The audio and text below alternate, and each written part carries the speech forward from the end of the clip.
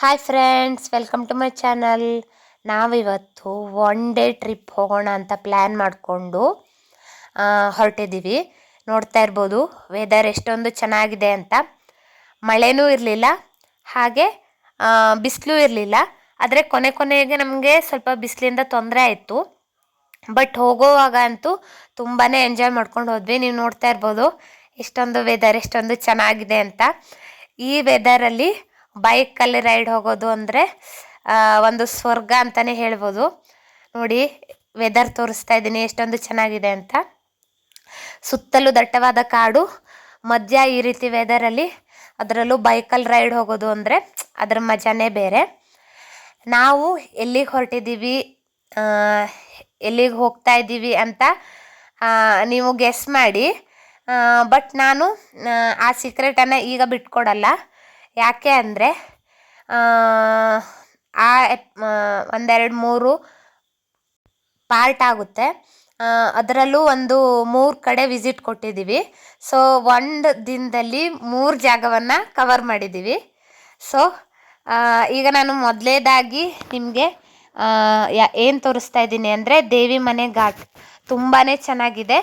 And ಅಲ್ಲಿಯ weather, ಅಲ್ಲಿಯ place ತುಂಬ ಅಂದರೆ ತುಂಬಾ ಚೆನ್ನಾಗಿದೆ. ಯಾರು ನೋಡಿಲ್ಲ ಒಮ್ಮೆ ನೋಡಿ. ಯಾಕೆ ಅಂದರೆ ಇದು ನಮಗೆ ಕುಮಟಾ ಮಾರ್ಗವಾಗಿ ರೋಡಲ್ಲಿ ಸಿಗುವಂತಹ ಒಂದು ಘಾಟ್.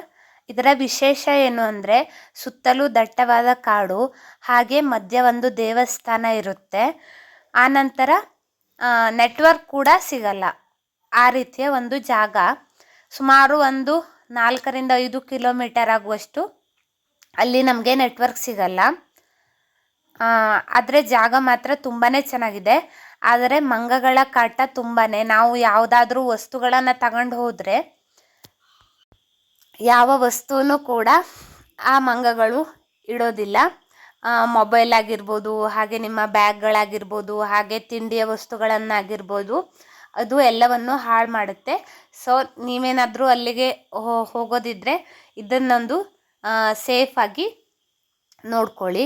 ಹಾಗೆ ನೋಡ್ತಾ ಇರ್ಬೋದು ಇಲ್ಲಿ ಧರೆಗಳ ಕುಸಿತ ಆಗೋದ್ರಿಂದ ಇಲ್ಲೆಲ್ಲ ಸೇಫ್ಟಿ ಪರ್ಪಸ್ ಆಗಿ ಈ ರೀತಿಯಾಗಿ ಈ ರೀತಿಯ ಸಿಮೆಂಟಿನ ಹಲಗೆಗಳನ್ನು ಹಾಕ್ತಾರೆ.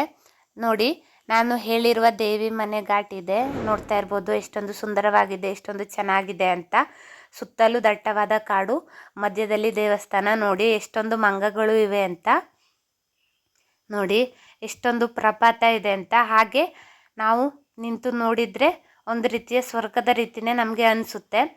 ಆದರೆ ಮಂಗಗಳ ಕಾಟ ತುಂಬಾ ಇದೆ. ನೋಡ್ತಾ ಇರ್ಬೋದು ದೇವಸ್ಥಾನ ಕೂಡ ಇದೆ, ಒಂದು ಪುಟ್ಟದಾದ ದೇವಸ್ಥಾನ. ಈ ಮಾರ್ಗವಾಗಿ ಯಾರೇ ಹೋದರೂ ಆ ದೇವರಿಗೆ ನಿಂತು ದರ್ಶನ ಮಾಡಿಕೊಂಡೇ ಹೋಗ್ತಾರೆ. ನೋಡ್ತಾ ಇರ್ಬೋದು ಎಷ್ಟೊಂದು ಮಂಗಗಳಿಗೆ ಇವೆ ಅಂತ. ನೋಡಿ, ಪ್ಲೇಸ್ ಕೂಡ ತುಂಬಾ ಚೆನ್ನಾಗಿದೆ. ನೀವು ಹೋದರೆ ಒಮ್ಮೆ ವಿಸಿಟ್ ಖಂಡಿತ ಮಾಡಿ.